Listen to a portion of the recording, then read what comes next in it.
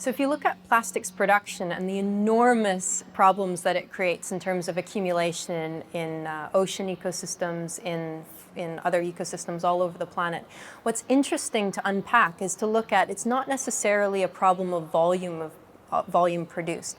So if you look at the amount that we have produced in terms of petrochemical plastics since 1950, it amounts to about 8 billion tons. And that may seem like a huge amount, and in a way it is.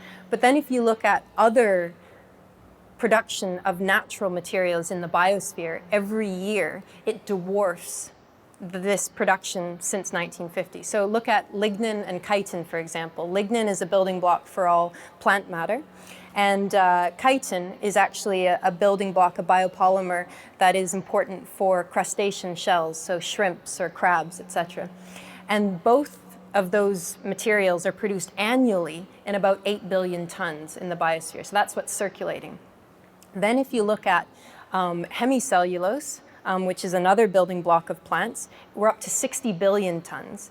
And then if you look at cellulose itself, which is a major component of all plant matter on the planet, we're talking about 2 teratons per year, which is 2,000 billion tons in circulation in the biosphere, causing no problem whatsoever, actually being food and being regenerative for ecosystems all over the planet.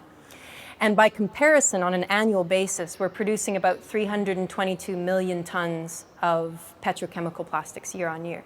So if you just think of those orders of magnitude different in terms of quantity, we need to really rethink not the amount we produce, but what we're producing it with.